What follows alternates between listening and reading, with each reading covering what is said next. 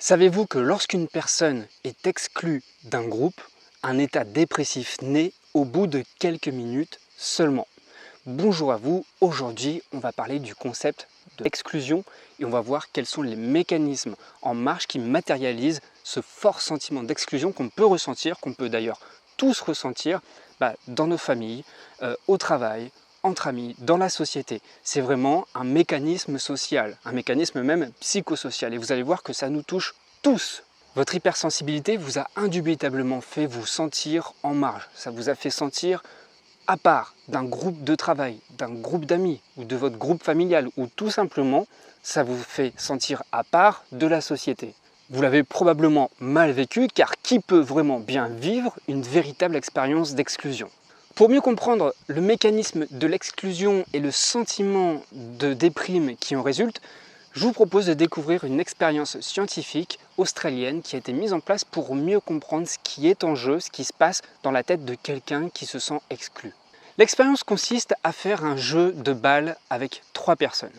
Au bout de quelques échanges de balles, on demande à 2 des joueurs de ne plus envoyer la balle au 3e joueur. Au bout de 6 minutes de jeu, les 3 joueurs remplissent un questionnaire évaluant d'abord le sentiment d'appartenance par rapport à un groupe, l'impression d'exercer un impact sur une situation, l'estime de soi et le sens attribué à sa propre existence. Les résultats montrent que le joueur à qui on n'a pas envoyé la balle se sent exclu, il se sent inutile. Il croit que les autres le jugent non aimable et il pense qu'on ne l'apprécie pas. Et le plus surprenant dans l'histoire, c'est qu'il a tendance à généraliser cette situation à tous les aspects de sa vie. C'est-à-dire qu'il se sent pas aimé, il se sent déprécié, il a une faible estime de soi, il se sent inutile dans tous les domaines de sa vie. Il part de cette situation très précise, très isolée, et il le transpose partout dans sa vie. Ça, c'est ce qui se passe avec un jeu de balles qui dure quelques minutes avec 2 inconnus. Maintenant, je vous laisse imaginer ce qui peut se passer avec une personne qui se sent rejetée, avec une personne qui se sent exclue ou simplement isolée d'un groupe d'amis, isolée de son entreprise ou même isolée de la société. Là, c'est vraiment radical. Et vous voyez, on a le cas parfait des demandeurs d'emploi. Ces demandeurs d'emploi, on les étiquette le plus souvent sous le nom de chômeurs. Par rapport à l'expérience qu'on a vue précédemment sur le jeu de balle, on peut comprendre qu'une personne à qui on ne renouvelle pas un contrat ou une personne qui est simplement licenciée ressentent beaucoup de culpabilité. Elle peut vraiment imputer la qualité de la situation à sa propre valeur. Et de manière générale, cette personne à qui on ne prolonge pas le contrat ou qui est licenciée n'a plus cette capacité de raisonnement où elle pourrait rationaliser la chose en se disant c'est la conjoncture économique qui fait que mon contrat n'est pas renouvelé, il y a une crise de l'emploi, il y a beaucoup de chômage, il y a l'inflation, il y a plein de choses, il y a des gros problèmes. Mais non, la personne ne rationalise pas et le plus souvent elle impute la faute à elle-même. Donc du coup, qu'est-ce qui se passe? Eh bien, après ce sentiment de dévalorisation, après cette déprime qui commence à s'installer, il y a une perte de confiance en soi qui est progressive. Et elles peuvent se sentir inutiles quand bien même ni leurs compétences ni leur personnalité n'ont été remises en question. Donc il faut se sortir l'idée de la tête que si une personne a été exclue d'un groupe d'amis, d'une entreprise, d'un loisir ou de la société, ce n'est pas parce qu'elle est fautive ou bien même, et là c'est l'interprétation la plus facile qui est facile à mettre en place, parce qu'elle a eu une enfance difficile. On peut très bien avoir eu une enfance remplie d'amour, une enfance facile, et tomber dans un milieu où les mécanismes d'exclusion mis en place peuvent vous faire sentir complètement inutile. Il y a l'exemple aussi dans les écoles, moi ça m'arrivait fréquemment lorsque j'étais enseignant, où le poste de direction pouvait tourner d'une année sur l'autre. Et c'est arrivé une année qu'une collègue était directrice, elle était directrice pendant plusieurs années, et elle a eu des enfants. Pour avoir plus de temps pour s'occuper de ses enfants, elle a décidé de céder la place de la direction à un collègue de l'équipe. Et sa place de direction a tourné entre les collègues de l'équipe. Mais elle l'a très mal vécu. Parce qu'elle s'est sentie d'un seul coup beaucoup moins utile. Elle s'est sentie dévalorisée. Elle a eu une chute de confiance, une perte d'estime de soi. Et au fil des mois qui passaient, ça a vraiment été un calvaire pour cette personne. Donc ça peut arriver dans une situation où tout va bien, où on n'a rien à se reprocher. Il faut vraiment comprendre que c'est un mécanisme psychosocial qui peut tous nous toucher, quelle que soit la situation. Et puis aussi, toute modification de statut peut être vécue comme un rejet. Ça peut vraiment entraîner une perte de confiance en soi. Je vous donne l'exemple de la retraite, où pendant toute une vie, vous avez été actif, vous aviez un statut, vous étiez reconnu pour ce statut, vous étiez dans le faire, vous étiez donc reconnu pour ce que vous faisiez. Et une fois que vous êtes à la retraite, on peut se sentir exclu, on peut se sentir mis sur les bancs de la société parce qu'on n'est plus apprécié pour les qualités qu'on incarnait auparavant. Et là, d'un seul coup, du jour au lendemain, tout s'arrête et il y a de quoi vraiment ressentir un vide lorsque toute sa vie, on a eu l'habitude d'être identifié pour nos actions, pour notre statut, et du jour au lendemain s'apercevoir que tout s'arrête, qu'on nous regarde avec un œil différent, on ne nous regarde plus pour ce qu'on fait, mais peut-être pour ce qu'on est, lorsqu'on n'a pas cultivé cette question de qui nous sommes, ça peut vraiment être très compliqué. Mais ça peut être également aussi un changement de poste. Vous travaillez dans une entreprise, vous avez un poste à responsabilité, vous travaillez beaucoup pour ce poste, vous êtes reconnu pour ce poste, vous avez beaucoup d'interactions et d'un seul coup, on peut vous muter dans une autre région et dans cette autre région, vous avez un poste avec des responsabilités moindres.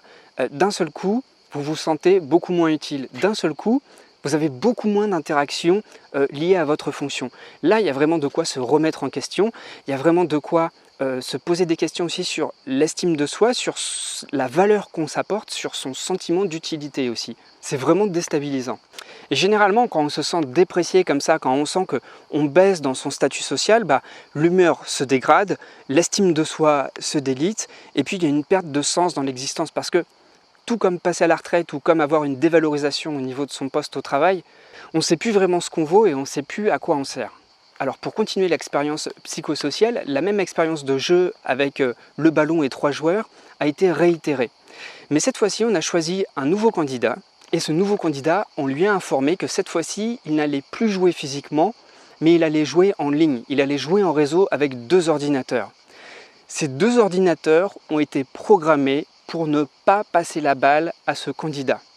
Le pire dans l'histoire, c'est qu'on a informé ce candidat que les 2 ordinateurs étaient programmés pour ne pas lui passer la balle. Tout comme dans la première étude psychologique, à l'issue de l'expérience qui a duré quelques minutes, la personne est soumise à un questionnaire. Et figurez-vous que même en ayant conscience qu'elle a joué avec des ordinateurs qui sont programmés, malgré tout, la personne généralise une perte de sens liée à cette expérience à toute sa vie. Alors qu'est-ce que montrent ces expériences? Même en ayant conscience des variables du jeu, ça montre qu'on a des réactions.